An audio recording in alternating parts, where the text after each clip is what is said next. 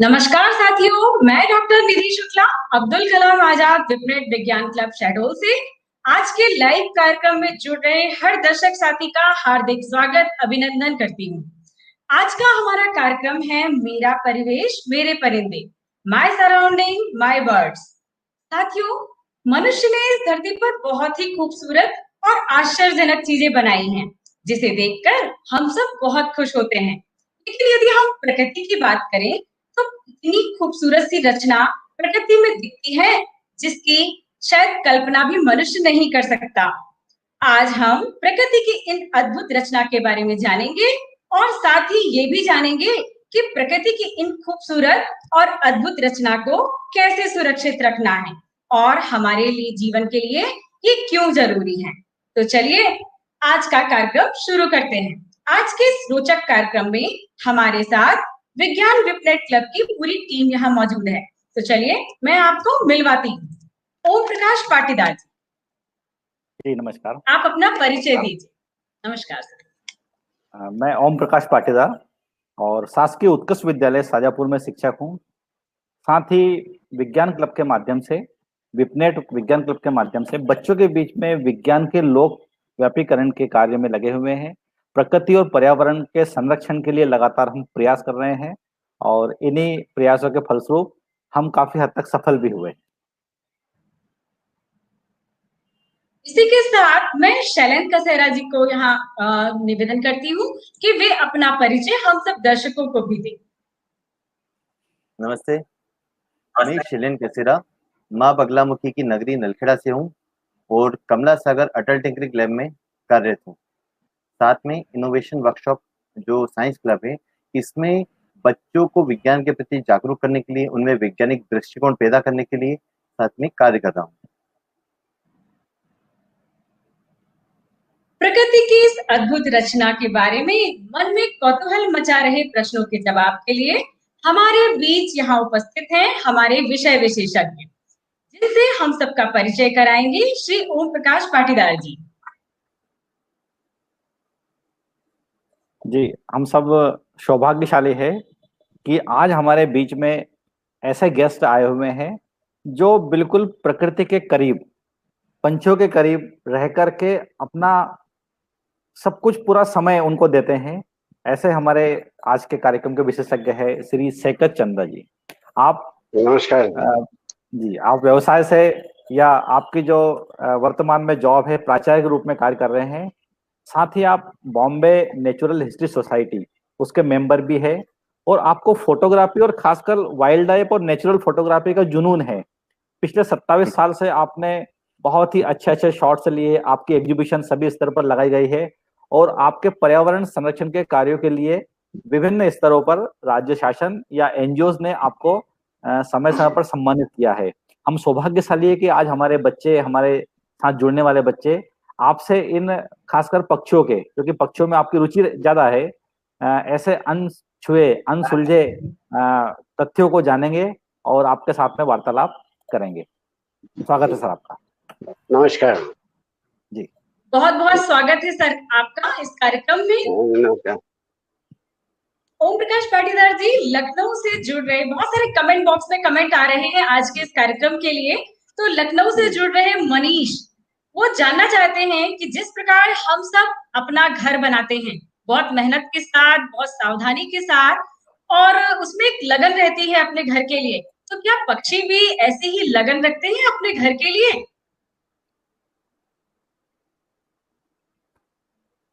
जी Patidar sir. हाँ जी, जैसा कि आपने अभी बताया कि मनुष्य अपना घर बड़ी लगन से बनाता है, तो निश्चित रूप से हमारी जिंदगी रोटी, कपड़ा और मकान तीनों के बीच में ही दौड़ती भागती रहती है। हम प्रयास करते हैं कि हम अच्छा मकान बनाएं, अच्छा हमें भोजन करने को मिले और अच्छे कपड़े मिले। उसी प्रकार पक्षी भी हमारी तरह वह भी एक प्राणी है और वो भी बड़े बड़े, जिनको देने की हम मिसाल दे सकते हैं, जिनको देखकर हम मैनेजमेंट की मिसाल दे सकते हैं। अभी मेरे पास एक ये घोंसला है जिसे हम बया का घोंसला कहते हैं। निश्चित रूप से इसकी बनावट देखें तो इसके अंदर बहुत सारे ऐसे पैरामीटर से फिट किए हैं, बनाया गया है इसको। एक एक तिनकों को कलेक्ट किया, उसमें बुना है। आप जहां भी किसी झाड़ी वाले वृक्ष की तरफ दें तो वहां पर बहुत सारे आपको अधूरे पूरे बने हुए घोंसले मिलेंगे। तो इसमें इनका भी इनका सोशल कमिटमेंट होता है कि जो मेल बया होता है वो अपना घोंसला बनाता है और फिर फीमेल बया उसको सेलेक्ट करती है। यदि वो अच्छा घोंसला है, उनके रहने के अनुकूल है, तो दोनों मिलकर अपना परिवार वहां पर आगे बढ़ाते हैं, दोनों मिलकर उस घोंसले को अच्छा बनाते हैं। साथ ही इसको देखें हम तो इसमें वाटरप्रूफ होता है, दूसरे दुश्मन इसमें अटैक नहीं कर सकते, मतलब कितना सारा मैनेजमेंट किया है। साथ ही एक और मेरे पास एक दर्जिन का एक घोंसला है, सूखा पत्ते है। इसमें केस ऐसे बारीकी से सिलाई की है उन्होंने जैसे कोई एक्सपर्ट करता हो। तो निश्चित रूप से उनके घर बनाने की कला और उसकी जो मेहनत है वो देखते ही बनती है, और इससे हम भी प्रेरणा लेते हैं। और साथ ही जो उनके घोंसले जो है वो हम हमारे अंदर रोचकता उत्पन्न करते हैं। ऐसे बहुत सारे एग्जाम्पल्स हमारे पास में है। धन्यवाद सर, आपने बहुत रोचक जानकारियां दी। इससे बच्चों को बहुत जी अच्छा जी लगेगा कि कितनी मुश्किल लगती है इन नन्ही नन्ही बर्ड्स को अपना घर बनाने में। जैसे हम अपनी मेहनत के साथ में अपना आशियाना तैयार करते हैं, ऐसे ही ये जी पक्षी भी अपना आशियाना बहुत मेहनत के साथ तैयार करते हैं। अब बच्चे कभी भी किसी पक्षी का घर नहीं तोड़ेंगे। बिल्कुल। इसी के साथ मैं शैलेंद्र कसेरा सर आपसे अनुरोध करती हूँ कि हमारे विज्ञान क्लब टीम ग्रुप के द्वारा जो अभी तक विज्ञान को जन सामान्य में लोगों के मन में एक वैज्ञानिक दृष्टिकोण उत्पन्न करने के लिए और बच्चों में एक नई लगन पैदा करने के लिए, विज्ञान के प्रति रुचि जागृत करने के लिए हमारे क्लब के मेंबर्स के द्वारा जो जो प्रयास किए गए हैं, प्लीज यहाँ दर्शकों को बताइए। दीदी जी, मैं बताना चाहूंगा, जो विज्ञान जो विषय है, देखा जाए तो हमारी पाठ्य पुस्तक का एक अनिवार्य विषय है। और इससे जो बच्चे रहते हैं पर्यावरण विज्ञान से मतलब बचपन से ही जुड़ जाते हैं। पर सबसे बड़ी इसमें एक आश्चर्य की बात यह है कि जो कि विषय मतलब विज्ञान विषय जो कि प्रयोग के बिना अधूरा है, यह सिर्फ किताबों की दीवारों में कैद होकर रह चुका है। आजकल जो बच्चे होते हैं वो सिर्फ एक किताब को एक थ्योरेटिकल सब्जेक्ट या एकेडमिक सब्जेक्ट की तरह पढ़ते हैं जिसमें कोई प्रैक्टिकल्स नहीं होते। तो हमने इसके लिए प्रयास किया, क्यों ना विज्ञान को, ये जो साइंस है, लोगों को इसको किताबों की दीवार से बाहर निकल कर इसे अपनी डेली लाइफ से जोड़ा जाए कि विज्ञान तो हमारे चारों तरफ है। हम अपनी डेली एक्टिविटीज में कई तरह के जो साइंस के प्रिंसिपल का यूज करते रहते हैं। तो हमने क्रियाकलापों के थ्रू मतलब कई तरह की प्रतियोगिता के द्वारा जो नागरिकों को, बच्चों को जोड़ने का प्रयास किया। साथ ही विज्ञान जैसे जो मनोरंजक विषय, जैसे बच्चों में जिसका डर पैदा हो जाता है, उस डर को दूर करके इसके प्रति जागरूकता, वैज्ञानिक दृष्टिकोण पैदा करने की कोशिश की। इसी प्रयास में हमने जो सबसे पहले सर्प संरक्षण पे एक प्रतियोगिता का आयोजन किया था, जो कि नाग पंचमी पे किया गया था। इस प्रतियोगिता में हमने जो बच्चों में, नागरिकों में जो सांप के प्रति कई तरह के अंधविश्वास, भ्रांतियां, मिथक होते हैं, जैसे सांप दूध पीते हैं, इच्छाधारी सांप होते हैं, इन अंधविश्वासों को दूर करने की कोशिश की गई। इसके साथ अगली प्रतियोगिता हमारी की गई परमाणु ऊर्जा पे आधारित, जो कि हिरोशिमा और नागासाकी पे आधारित थी, जो कि 6 अगस्त और 9 अगस्त को आयोजित की गई थी। जिसमें परमाणु ऊर्जा, जैसे बहुत सारे लोग डर जाते हैं कि परमाणु ऊर्जा तो बहुत खतरनाक होती है, इससे तो नुकसान हो सकता है, इससे कैंसर हो सकते हैं। तो हमने उसके सकारात्मक और नकारात्मक पक्ष दोनों को उस पर प्रकाश डालने का प्रयास किया। इसके साथ ही हमने जो बच्चे अभी स्कूल नहीं जा पा रहे हैं और घर पे वो बोर हो रहे, तो क्यों ना मतलब घर पे बच्चे अपने आसपास के संसाधनों का प्रयोग करके घर में ही प्रयोग करें। तो उसके लिए हमने मेरा घर मेरी प्रयोगशाला का आयोजन किया, जिसमें बच्चे घर पे ही घर के जो भी संसाधन है उनसे प्रैक्टिकल करके उसके वीडियो सेंड करके इस तरह से प्रतियोगिता का आयोजन किया। इसके साथ ही जो बच्चों में, नागरिकों में जैव विविधता यानी कि जो बायोडाइवर्सिटी होती है, इसके प्रति जागरूक करने के लिए और इनके संरक्षण के प्रयास करने के लिए जो तितली संरक्षण की प्रतियोगिता का आयोजन किया गया, जिसमें बच्चों ने अपने घरों के आसपास जो उद्यानों में, पार्क में जाकर जो तितलियां होती हैं उनके फोटो हमको शेयर किए हैं और साथ में उनको जानने का प्रयास किया है। और साथ में ये जो हमारा प्रयास है यह अनवरत जारी है। तो दर्शकों, आप सबने देखा कि विज्ञान के प्रति रुचि जागृत करने के लिए बहुत इंटरेस्टिंग गतिविधियां हम सब विज्ञान क्लब्स के मेंबर्स के द्वारा आप लोगों के लिए आयोजित की जाती हैं, और समय समय पर आप सबका भी इसमें बहुत सारा प्रयास, बहुत सारी पार्टिसिपेशन हमें बहुत अच्छा लगता है कि आप भी करते हैं। हम सब आपको सर्टिफिकेट प्रदान करके सम्मान करते हैं। अभी पाटीदार निधि मैडम सर। एक प्रश्न और, बड़ा अच्छा प्रश्न मुझे स्क्रीन पर दिखाई दे रहा है। महाराष्ट्र के यवतमाल से उमा रानी गुड़िया पूछ रही है, वो जानना चाह रही है, कोयल के संबंध प्रश्न है और मैं चाहूंगा कि हमारे एक्सपर्ट इस पर प्रकाश डालेंगे कि क्या कोयल अपने अंडों को कौवे के घोंसले में रख देती है, तो ऐसा क्यों?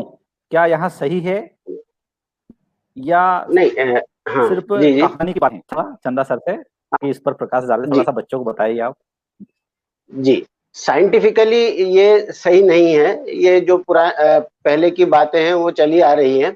इन दोनों पक्षी अपने अलग अलग घोंसला बनाते हैं। अगर कभी जैसे मिसअंडरस्टैंडिंग जिसको हम कह सकते हैं कि अब ये कौवे का घोंसला और कोयल का घोंसला एक जैसे होने के कारण कभी कभी कोयल जो है उसके अंडे कौवे के घोंसले में दे सकती है और कौवा भी जो है अपने अंडे कोयल के घोंसले में दे सकता है। ये जस्ट एक मिसअंडरस्टैंडिंग हो सकता है कोयल और उसमें, पर इंटेंशनली कभी भी ये काम नहीं करते हैं। कोयल यही कोशिश करेगी कि कोयल अपने घोंसले में ही अंडा दे। एक बात हम आपको बता देते हैं कि जो कोयल रहता है, जो मेल कोयल रहता है वो बिल्कुल काला होता है और फीमेल कोयल दिखने में बहुत अच्छा नहीं दिखता है। तो इसलिए उसमें फीमेल और मेल में आइडेंटिफाई होने के कारण कौवा भी कोयल को आइडेंटिफाई कर सकता है। ठीक है, जो मेल कोयल रहता है वो बिल्कुल काला होता है और कौवे से थोड़ा बहुत रिजेम्बलेंस रखता है, पर जो फीमेल ये कोयल रहती है वो ग्रे कलर की होती है और उसमें व्हाइट स्पॉट्स होते हैं। तो वो बिल्कुल ही एक अलग पक्षी दिखता है, वो उससे कौवे से कोई भी रिजेम्बलेंस नहीं होता है। तो फीमेल क्योंकि अपने घोंसले में ज्यादातर रहती है, जब भी घोंसला बनता है घोंसले में ज्यादातर समय रहती है, तो इसलिए कौवा उसको मिस इंटरप्रेट नहीं कर पाता है। बहुत ही रेयर केस में ऐसा होता है कि कौवा कोयल इनके अंडे जो है वो अपने अपने घोंसले से वो रिप्लेस होते, पर साइंटिफिकली ये सही नहीं बात है। ये सर एक और मेरा प्रति प्रश्न इस पे आ रहा है कि वास्तव में जी जी ये भ्रांतियां फैलाने में हमारा मीडिया भी महत्वपूर्ण रोल निभाता है। हाँ आप यूट्यूब चैनल पे चले जाए, यहाँ तक कि पुस्तकों में जी भी नेस्ट पैरासाइट ऐसे वर्ड यूज किए गए हैं और बहुत सारी पुस्तकों हाँ में ऐसा भी कहा है कि कोयल एक नेस्ट पैरासाइट होता है। उसके लिए एक वर्ड और यूज करते हैं, मुझे ध्यान नहीं आ रहा समय, लेकिन हाँ यूट्यूब वीडियो पे तो बहुत सारे मिल जाएंगे, कोयल ऐसा करती है, जी अपने जी अंडों को जी छुपा देती है। तो सर जी हम जी जी ऐसा जी क्या करें कि इन भ्रांतियों को बच्चों से तक पहुंचाए कि वास्तव में भ्रांतियां हैं? सर एक तो ये साइंटिफिक एटीट्यूड हमारा स्टूडेंट्स के प्रति बढ़ाना पड़ेगा। जो काम जी आप जी कर रहे हैं ये मतलब लिमिटेड प्लेस तक नहीं रहे, ये मतलब थोड़ा फैलाया जाए जैसा आप कर रहे हैं, है ना। क्योंकि क्या होता है, जो साइंटिफिक टेम्परामेंट है वो नहीं होने के कारण इस तरह की बात आती है। मैं एक आपको इंटरेस्टिंग बात बताता हूँ, है ना।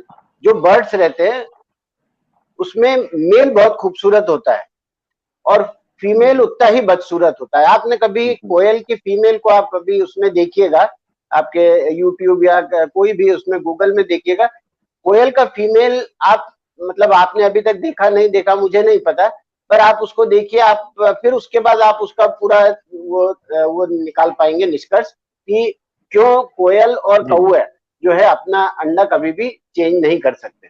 क्योंकि कोयल ये कौवे की फीमेल तो नियर अबाउट सेम रहती है, पर कोयल की फीमेल बिल्कुल ही अलग रहती है। और वो नेस्टिंग के समय जब इनका घोंसला बनाया जाता है, वैसे दोनों के घोंसले में भी थोड़ा समय का अंतर रहता है। जनरली इनका समय का। मीटिंग जो होता है जी जी ये गर्मी में हो जाता है और गर्मी के तुरंत बाद ये घोंसला बना देते हैं। तो ये घोंसला इनको बरसात में भी प्रोटेक्ट करता है और ठंड आते आते इनके जो ऑफस्प्रिंग्स रहते हैं वो बड़े हो जाते जी। बड़ा अच्छा हैं। आपने एक्सप्लेन किया है। वास्तव में इनकी ब्रीडिंग टाइम में डिफरेंट होता है, अंडे जी की जी जी साइज में डिफरेंस होता है।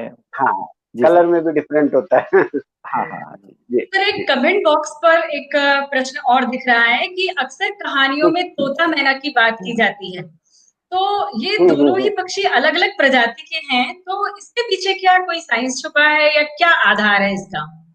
नहीं, साइंस तो मैं नहीं मानता हूँ, because I am having a scientific temperament and I don't think so कि इसमें कोई साइंस का वो है। पर ये जो पुरानी कहानी है बस वो कहानियां ही चली आ रही हैं, उसको मॉडिफाई और नहीं कर पाए हम। जैसी पुरानी कहानी, अब मैना आप लोगों ने देखा होगा, आज पहले रेलवे स्टेशन में गौरैया मिलती थी, और उस गोरैया को रिप्लेस कर लिया है अब मैना ने। मैना का एक स्ट्रॉन्ग पॉइंट ये है कि वो हर हैबिटेट में रह पाता है। आप इंडिया में कहीं कोई से भी जगह चले जाएंगे, आपको मैना मिल जाएगी। अलग अलग मैना है, कहीं पे जंगल मैना मिलेगी, कहीं पर कॉमन मैना मिलेगी। अपने मध्य प्रदेश में जो है कॉमन मैना बहुत मिलती है। अभी रेलवे स्टेशन में जाएंगे तो आपको मतलब हजारों की उसमें मैना मिल जाएगी। तो ये मतलब एक हैबिटेट जो चीज होती है, वो अपने हैबिट मतलब रहने का जो जगह है उसको वो अडेप्ट कर लेते, वो किसी भी उसमें अडेप्ट कर लेते। पर बाकी जो आप कह रहे हैं तोता का हैबिटेट टोटली अलग होता है, मैना का हैबिटेट टोटली अलग होता है। तोता जो है वो फ्रूट्स पे डिपेंडेंट होती है, मैना जो है वो कुछ भी खा सकती है। अपन अगर उनको अनाज दे देंगे अनाज खा लेगी, अगर कुछ रखा हुआ भोजन है वो भी खा लेगी, और वो फ्रूट्स वैसे बहुत कम खाती है। पर तोता जो है वो आपको हर तरह के फ्रूट्स और जो लिविंग फ्रूट्स है उसमें ही वो करता है, डिपेंड रहता है। सर एक प्रश्न आया है, बैतूल जिले से आया है कि प्रश्न ये है कि जो माइग्रेट बर्ड्स के बारे में, कि जैसे पहले के टाइम पे जैसे रंग बिरंगे पक्षी कई तरह के दिखाई देते थे, जो कि जो माइग्रेटरी या प्रवासी पक्षी होते हैं जो विदेश से आते थे, पर आजकल इनकी संख्या बहुत कम देखने को मिलती है या दिखाई नहीं देते, तो इसके पीछे क्या कारण है? सर बेसिक कारण यह है कि इनका हैबिटेट जो है हम छीनते जा रहे हैं। हम जो बिल्डिंगें बना रहे हैं, आपने देखा होगा कि अभी कई तालाबों के ऊपर जो है वो एक एग्रीकल्चरल लैंड में कन्वर्ट हो जाता है, और फिर वही एग्रीकल्चरल लैंड को जो है उस पे कॉलोनीज बन जाती है। तो हम उनके हैबिटेट को छीन रहे हैं। ये पक्षियां हजारों किलोमीटर दूर से आती है, और इसलिए आती है हमारे प्रदेश में या हमारे देश में या हमारे शहर में, जिससे उनके ऑफस्प्रिंग्स को, क्योंकि इनके साथ में इनके छोटे बच्चे होते हैं, तो उसके साथ में ये इनका भोजन हो सके। और उनके प्रदेश में जहां से ये आते हैं, जैसे नॉर्थ चाइना से आते हैं, उसके बाद आपके बालूचिस्तान से आते हैं, अफगानिस्तान से आते हैं, वहां पर ठंड बहुत ज्यादा होती है। तो उस ठंड से बचने के लिए ये लोग हमारे देश में आते हैं, जहाँ पे उस समय वैसे ठंड रहती है, पर वो ठंड उनके लिए कम होती है एज कम्पेयर टू जो उनके नॉर्थ चाइना और बालूचिस्तान और इस जगह पर जो ठंड रहती है, उससे बचने के लिए आते हैं और भोजन प्राप्त करने के लिए आते हैं। हमारे यहाँ पे जो तालाबें हैं, उन तालाबों में इनका वो रहता है, वहां पर ये रुकते हैं और करीब 2 से 3 महीने रुकते हैं। और कभी कभी ये टाइम ये एक्सटेंड भी होता है। जैसे अभी माइग्रेशन शुरू हो गया है, कल ही मैंने यहाँ पर हमारे उज्जैन के तालाबों के पास में सैंड पाइपर्स देख लिए, उसके बाद डनमिल्स देखे, तो माइग्रेशन स्टार्ट हो गया है। उसके बाद ब्लैक रेड स्टार्ट आ गया है, तो माइग्रेशन स्टार्ट हुआ है। तो ये इतने समय तक, अब ये पक्षियां सब फरवरी में वापस जाएंगे, तो ये यहाँ पर अपने छोटे। बिल्कुल सर, आपने जी सर एक प्रश्न पूछना चाहूंगा कि जो प्रवासी पक्षी होते हैं ज्यादातर हम देखते हैं तो ये वी शेप में उड़ते हैं, तो इसका कोई साइंटिफिक रीजन है? जी बिल्कुल। इसमें जो है इनका लीडर सबसे आगे होता है, और हर बार ये अपने मतलब थोड़े थोड़े डिस्टेंस के बाद ये लीडर चेंज करते रहते हैं। और वी शेप में क्या होता है, एक सिंगल लीडर होता है और बाकी दोनों तरफ जो है उनके वो साथ में चलते रहते हैं। जब उनका लीडर को ऐसा लगता है कि अब हमारे लीडर चेंज हो जाना चाहिए, क्योंकि लीडर को बहुत ज्यादा अटेंटिव होना पड़ता है, वो बहुत सारी चीजें, इवन स्टार्स को देख के ये अपना पाथ फॉलो करते हैं ना। ये इसमें एस्ट्रोनॉमी का बहुत बड़ा योगदान है बर्ड्स माइग्रेशन में, क्योंकि ये जो स्टार्स होते हैं, आप देखेंगे ठंड के समय रात को सीरियस दिखता है बहुत अच्छी तरह से, है ना। उसके बाद आपका ओरियन कॉन्स्टेलेशन दिखता है। तो इन कॉन्स्टेलेशन, इन स्टार्स को भी देख के ये बर्ड्स जो है आगे बढ़ते हैं। तो जो वी शेप का पॉइंट होता है वो होता है उनका लीडर, और बाकी उनको फॉलो करते हैं। कुछ देर बाद जो लीडर को, क्योंकि बहुत ज्यादा एनर्जी लगती है, तो वो जब उसका एनर्जी थोड़ा सा वो थक जाता है, तो वो अपने आप को धीरे से रिसीड कर लेता है और एक नया लीडर वहां पर आगे आ जाता है। उनके एनर्जी और उनका इंटेलिजेंस सेम होता है। Birds, they are very intelligent creatures that have been created by the God। पर वहां पर जब इतना डिस्टेंस चलना होता है, तो वो डिस्टेंस को वो कवर करने के लिए, क्योंकि अटेंटिव बहुत होते हैं, तो वो थोड़ा सा अपना प्लेसेस चेंज करते थे। हर बार थोड़ी थोड़ी डिस्टेंस के बाद ये अपने लीडर्स चेंज करते हैं। इसलिए हमको वो वी शेप बहुत अच्छी जानकारी नजर आता है आपने दी। जी जी जी जी जी जी। जिस प्रकार से हमारे घरों पर भी मेहमान आना कम हो गए, हो सकता है समय हम कम दे पा रहे हैं, तो निश्चित रूप से उसी हाँ। प्रकार हम ऐसी व्यवस्था या तो डिस्टर्ब कर रहे हैं या व्यवस्था नहीं बना पा रहे हैं, तो प्रवासी हाँ। पक्षी भी आना हमारे यहाँ से जी। कम हो गए।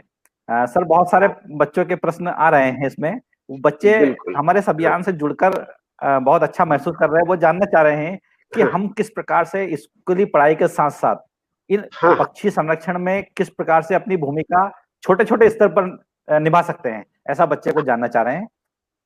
देखिए, ये एक बहुत इंटरेस्टिंग सब्जेक्ट है और ऐसा नहीं कि ये सिर्फ हम एक लेजर के तौर पे ही वो कर सकते हैं, इसमें हम आगे भी बढ़ सकते हैं, है ना। और ऑर्निथोलॉजी जो एक सब्जेक्ट होता है उसमें हम आगे पढ़ाई कर सकते हैं। हम बॉम्बे नेचुरल हिस्टोरिक सोसाइटी से जुड़ के वहां पर जूनियर रिसर्च फेलो भी हो सकते हैं, जिससे कि हमको एक साइंटिफिक अप्रोच के साथ साथ में हम जूनियर साइंटिस्ट बन सकते हैं।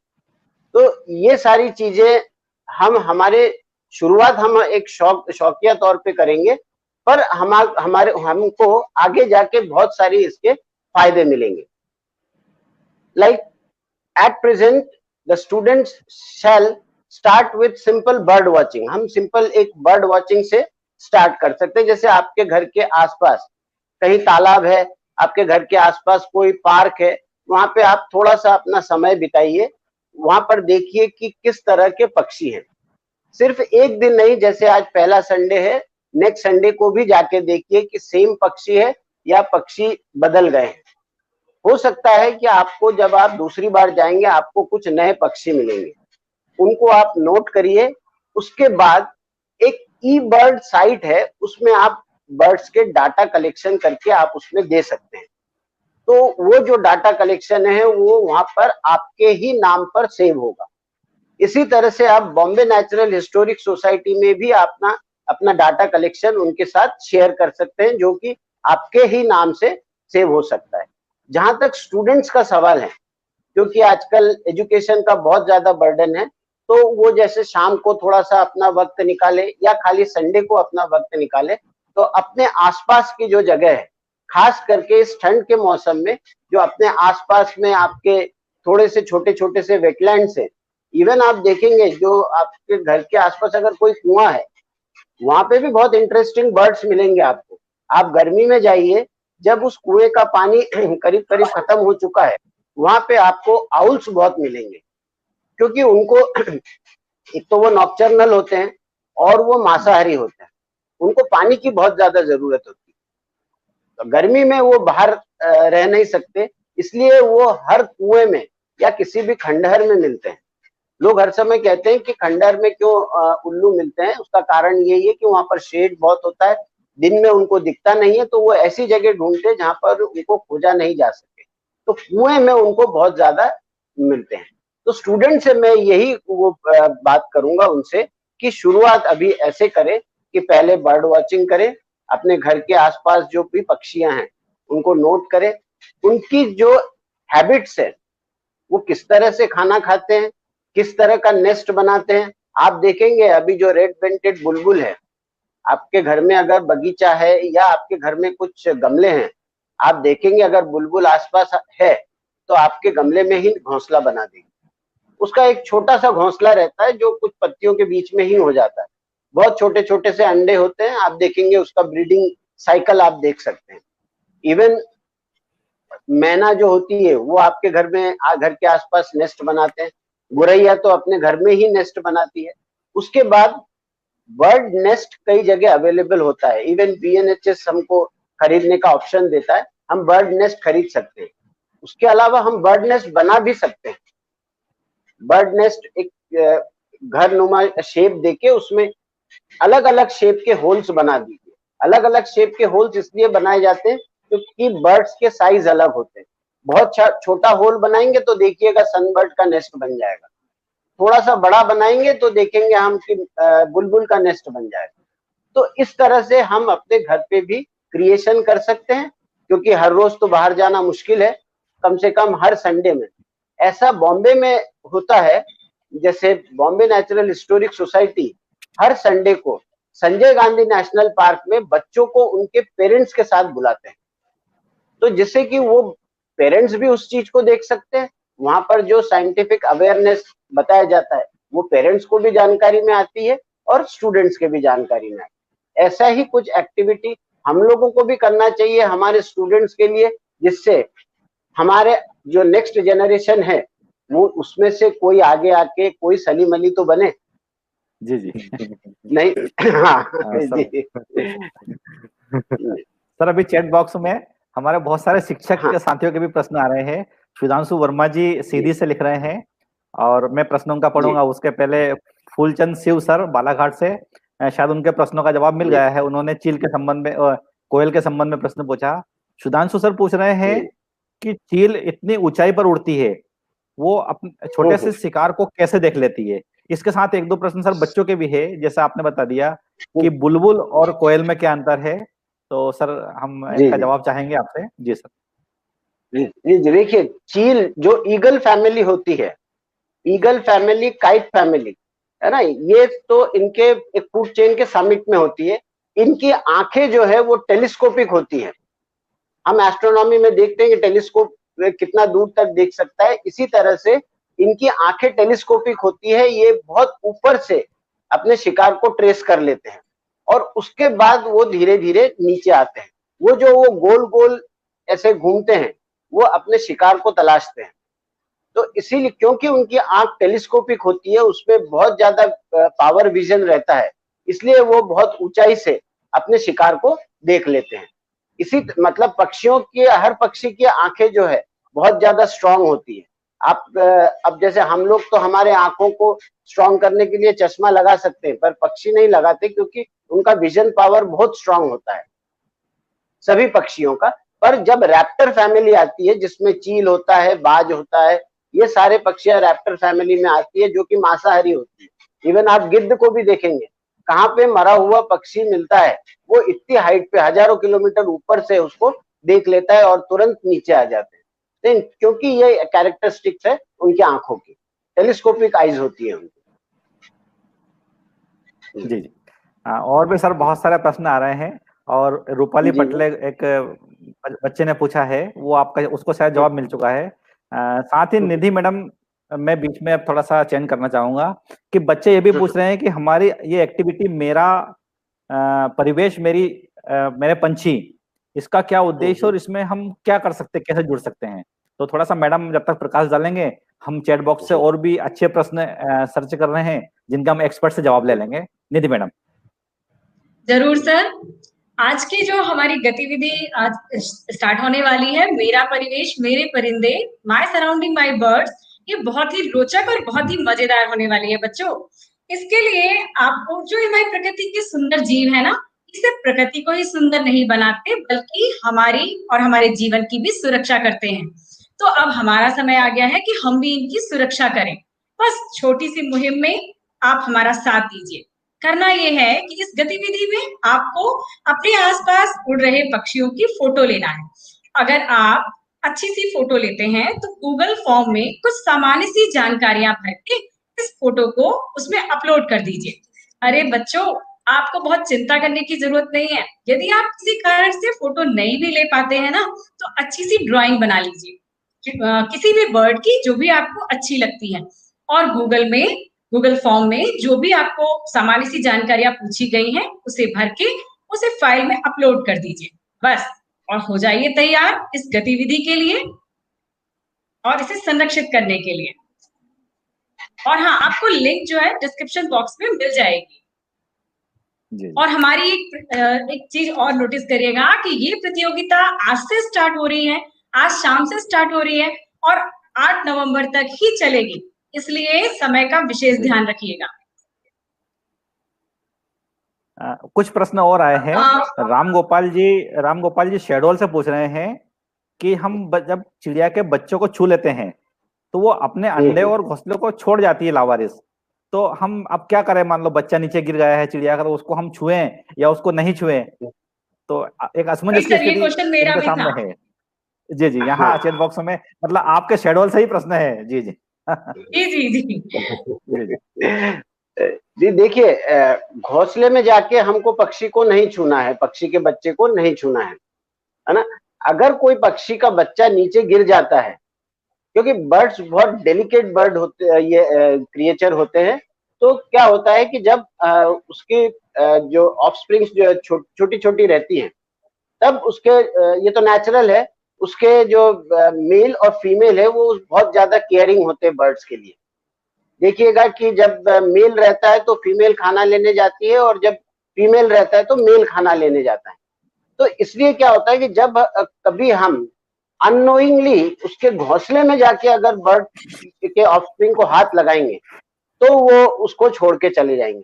पर बाय चांस अगर कोई बच्चा गिर जाता है और हम उसको उठा के घोंसले के अंदर रखेंगे तो वो छोड़ के नहीं जाएगा, क्योंकि वो बहुत सेंसिटिव है। और हम अगर उसके घोंसले में डायरेक्ट अटैक करते हैं, अटैक करना इन द सेंस कि हम अगर वहां से किसी छोटे बर्ड को निकालते हैं तो वो अपने आप को बहुत इनसिक्योर फील करता है, और इनसिक्योरिटी के कारण वो अपने बच्चों को वहां छोड़ के चला जाता है, उसको अपने लाइफ का डर लगता है। पर अगर नीचे गिरे हुए किसी पक्षी के बच्चे को उठा के उसके घोंसले में रखेंगे तो the bird will never feel insecure. Bird straight away अगर हम उसके घोंसले में जाके किसी उसको निकालेंगे तो वो अपने आप को इनसिक्योर फील करेगा, और इसलिए वो अपने बच्चे को छोड़ के अपनी जान बचाते हुए मेल और फीमेल चले जाते हैं। मतलब बर्ड्स भी समझते हैं कि दोस्ती कहाँ पर है। बहुत ज्यादा, बिल्कुल बिल्कुल ही बहुत ज्यादा। और देखिए, हमें एक चीज और जानना है कि बर्ड्स जो होते हैं वो वार्म ब्लडेड एनिमल्स होते हैं।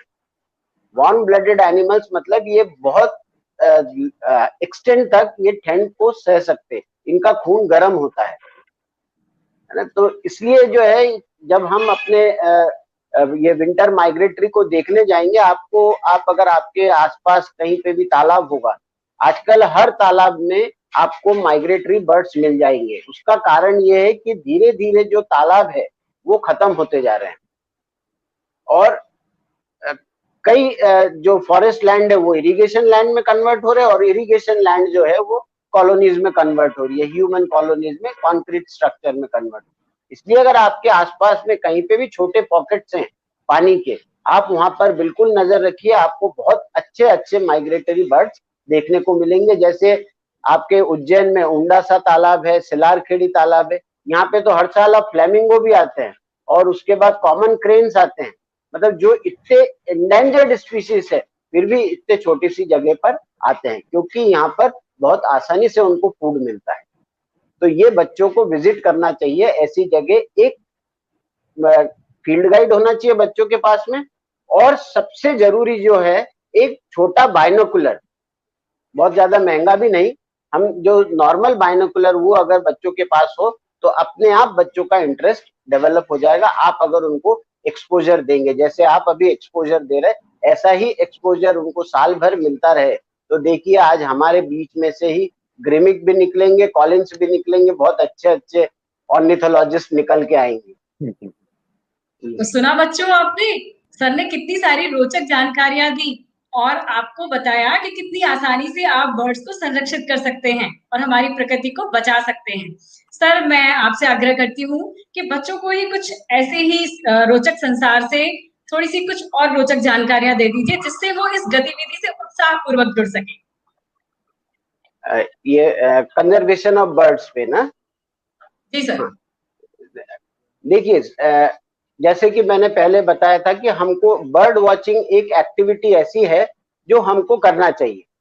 हम बाहर घूमने जाते हैं, हम सिनेमा घरों में जाते हैं जहाँ पर हमको कुछ मिलता नहीं है ना, हम ये बाजार में जाते हैं, कुछ खाने पीने जाते हैं, वही समय, वही 1 घंटा अगर हम नेचर के लिए दें, अगर हम कहीं पर बर्ड वॉचिंग करने जाए, है ना, तो वहां पर हमको बहुत सारी चीजें देखने को मिलेगी।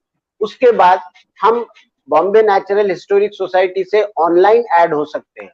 वहां पर जूनियर्स का अलग वो होता है, उसके बाद सीनियर्स का अलग होता है। जूनियर ग्रुप में अगर वो ऐड होंगे तो ऑब्वियसली हमारा जो डाटा है उनके पास जाएगा। उसके बाद वो उसको स्क्रूटनाइज करेंगे कि उसकी सत्यता कितनी है। उसके बाद उस बच्चे को रिकॉग्निशन मिलेगा। पर जहां तक बच्चों की एक्टिविटी है, उस एक्टिविटी में हमारे साथ, उन बच्चों के साथ कोई ऐसा होना चाहिए जिसको पक्षी की थोड़ी बहुत जानकारी हो, या उस बच्चे को हम एक फील्ड गाइड प्रोवाइड कर सकते हैं।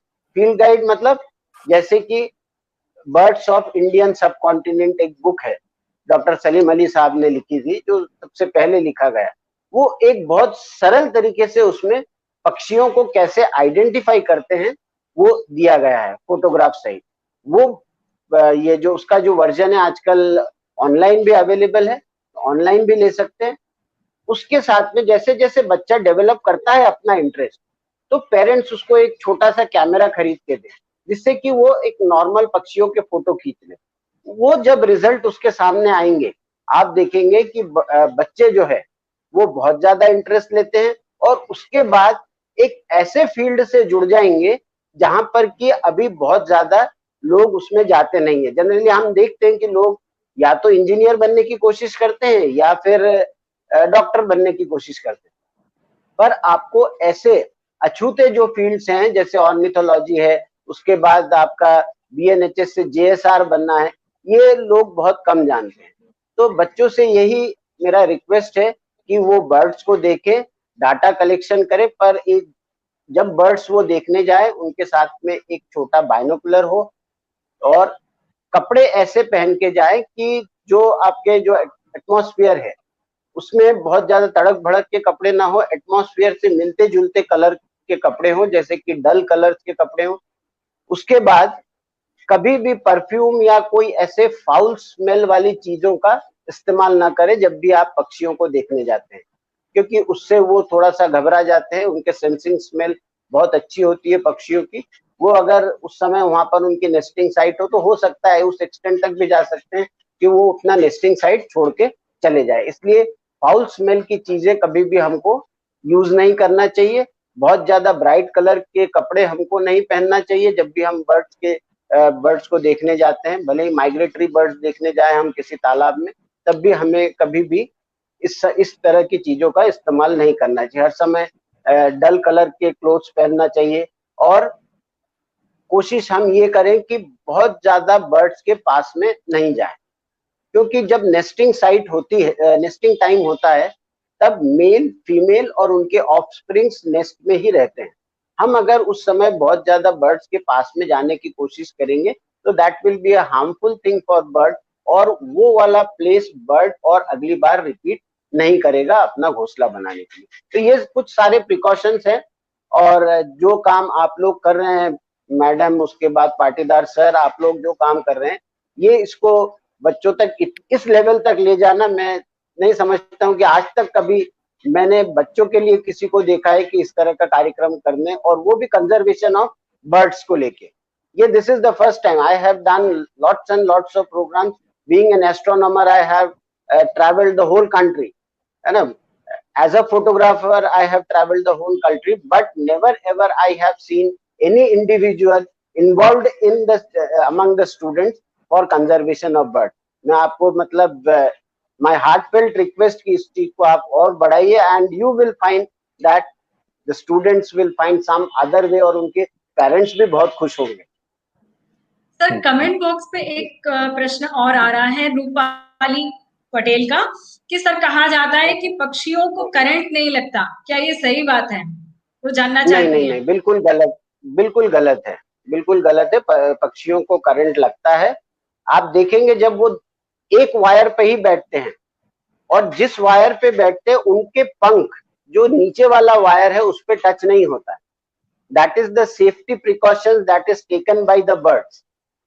कभी भी, और जैसे ही टच होता है, आप कई बार देखेंगे कि चमगादड़, जो कि वो तो मैमल फैमिली में आता है, पर चमगादड़ मरे हुए पाए जाते हैं।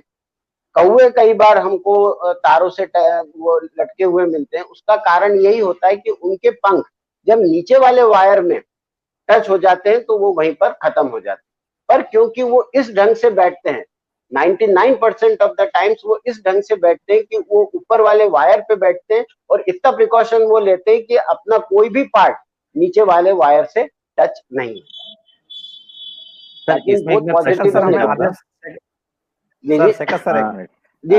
हमें कमेंट बॉक्स में बच्चों के आदेश मिल रहे हैं कि हमारे प्रश्न के जवाब दिए बिना प्रोग्राम खत्म नहीं करना है। तो निधि मैडम, सर बीच में इनमें से प्रश्न हम लेंगे, चाहे थोड़ा प्रोग्राम लंबा हो जाए। हाँ, बिल्कुल, क्योंकि रोचक प्रश्न आ रहे हैं। तो एक दो सर मुस्कुरा रहे, शायद एक दो प्रश्न लेना चाहेंगे वो। जी सर। जी। सर एक प्रश्न आया राजस्थान सीकर से चैट बॉक्स पे। हाँ सर, प्रश्न ये है कि राजस्थान सीकर से एक प्रश्न आया है कि सर जो मकर संक्रांति का पर्व होता है उसमें कई बार मांझे का प्रयोग किया जाता है जिससे पक्षी कई बार घायल हो जाते हैं। अब मान लेते हैं कि बच्चों को इससे अगर पक्षी मिल जाते हैं तो किस तरह से उन पक्षियों की मदद कर सकते हैं? या जैसे मान लेते हैं कि उनपे वो जो दवाई जो मनुष्य के लिए काम आती, क्या वो दवाई उनके लिए भी प्रयोग की जा सकती है? जैसे जो हल्दी होती है, हल्दी जो एंटीसेप्टिक होती है, तो क्या पक्षियों के लिए भी वो एंटीसेप्टिक होगी? बिल्कुल, हम प्राइमरी उनको ट्रीटमेंट इसी से दे सकते हैं। जो ह्यूमन बींग्स को ब्लड के लिए देते हैं, ब्लड रुकने के लिए, वो हम प्राइमरी ट्रीटमेंट बर्ड्स को दे सकते हैं। बट अल्टीमेटली हमको एक वेटरनरी से कंसल्ट करना पड़ेगा। आप देखेंगे कि फॉरेस्ट डिपार्टमेंट जो है, ये मकर संक्रांति आने से पहले जितने भी वेटरनरी डॉक्टर्स हैं उनसे कांटेक्ट में रहते हैं। कारण यही होता है कि जब भी किसी भी बर्ड लवर्स को या कोई भी ऑर्निथोलॉजिस्ट को जैसे ही कोई बर्ड मिलता है ऐसी घायल अवस्था में, वो तुरंत फॉरेस्ट डिपार्टमेंट जाता है और फॉरेस्ट डिपार्टमेंट भी उसी समय उसको वेटरनरी डॉक्टर को ही रेफर करते हैं। जब हमको वो बर्ड मिलता है तब हम प्राइमरी ट्रीटमेंट के लिए हल्दी या कुछ भी दूसरी मेडिसिन ऑइंटमेंट लगा सकते हैं, जिससे कि तुरंत ब्लड उनका शरीर से रुकना, फ्लो होना बंद हो जाए। पर हमें तुरंत वेटरनरी डॉक्टर को कांटेक्ट करना चाहिए, क्योंकि एंटीबायोटिक्स और वो कुछ दवाइयां ऐसी होती है जो उन्हीं वेटरनरी डॉक्टर के पास ही मिलती है, वो हम प्रोवाइड नहीं कर सकते। हम प्राइमरी स्टेज में ब्लीडिंग रोक सकते हैं। सर आज आपसे बहुत सारी रोचक जानकारियां मिल रही हैं। जी बहुत जी जी एक भोपाल से डॉक्टर यूएस शर्मा, जिनका कार्तिकेय शर्मा नाम से प्रश्न यहाँ पर आया है कि डॉग घर में बने घोंसले में कई बार अंडे दे चुके हैं इनके, परंतु हर बार वह गिर गए हैं या कोई खा गया है, परंतु डव अभी भी लगातार अंडे देने उसी स्थान पे आते हैं, तो बड़ा दुख होता है। अब वो क्या करे, क्योंकि डव भी आता है और अंडे हर बार उसके इनसिक्योर वहां डिस्ट्रॉय हो जाते हैं, तो ऐसा क्या वो करना चाहिए? जी यूएस शर्मा जी भी एक बहुत बड़े वो साइंटिस्ट हैं शायद आपके, है ना, एनपीवीएस से। तो जैसे पहले साल में जिस कारण से वो लॉस ऑफ एग्स हुआ था, उस रीजन को ट्रेस आउट करके हम उसको मिटिगेट करें, मतलब उस जो जिस कारण से वो अंडा खत्म हुआ था, उस कारण को हमको मिटिगेट करना है। जैसे वहां पर हो सकता है कि कुछ ऐसी चीजें या कुछ जैसे बिल्ली या कोई भी मैमल आता हो और उसको उस घोंसले को डिस्टर्ब करता है, जिसके कारण अंडे गिर जाते हैं। वैसे जनरली ये जो डो फाक्ता होता है, फाक्ता का जो आपका इंक्यूबेशन है साल में 2 बार होता है, इनका ब्रीडिंग साल में 2 बार होता है, और इनके अंडे बहुत जल्दी वो लूज नहीं होते हैं। मतलब ये इनका नेस्ट बहुत स्ट्रांग होता है डोव का, फाक्ता का जो कॉमन डोव होते हैं, इनके नेस्ट बहुत स्ट्रांग होते हैं, बहुत इजीली इनके अंडे गिरेंगे नहीं या इनके अंडे बहुत इजीली खत्म नहीं होते। इसलिए आप देखिए नंबर ऑफ फाक्ता जो है वो बहुत जल्दी इंक्रीज हो रहा है as compare to other bird. आप देखेंगे आपको मतलब कुछ सालों बाद फाक्ता भी मैना जैसा एक कॉमन बर्ड आपको मिलेगा। पर हमको सबसे पहले ये चीज देखना है कि क्या कारण है कि इनके अंडे जो है वो we are losing those eggs, you know what is the reason कि इनके अंडे गिर रहे हैं, या उसको वो रीजन निकाल के हमको उसको मिटिगेट करना पड़ेगा, हमको नेचर से थोड़ा सा जुड़ना पड़ेगा। सर एक छोटा सा प्रश्न और है जो मेरे बच्चे का है। मेरा बच्चा 5th क्लास में है और वो हमेशा क्या करता है, उसको बर्ड से बहुत लगाव है, तो जब मैं खाना बनाती हूँ तो वो थोड़े से चावल लेता है और आंगन में डाल देता है, वो आती है और चुन के चली जाती है, वो बहुत खुश होता है। पर कई बार ऐसा हुआ कि हमें खाना खाने में या खाना देने में उनको लेट हो गया, तो उनका आना जो लगातार जारी था वो बंद हो गया, तो उसका क्या कारण है? क्या मतलब ऐसा कुछ हुआ कि वो उन्होंने आना क्यों बंद कर दिया?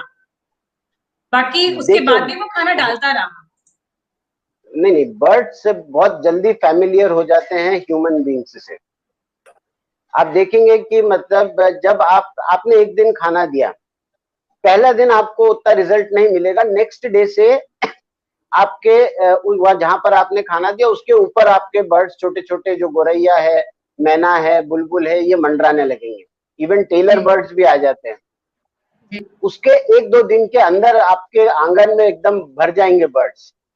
और ये आपकी जो प्रोसेस, आप जैसे जैसे आप उनको उसी समय पर फूड देंगे, उसी समय पे आपके बर्ड्स एकदम हैबिचुअल हो जाएंगे।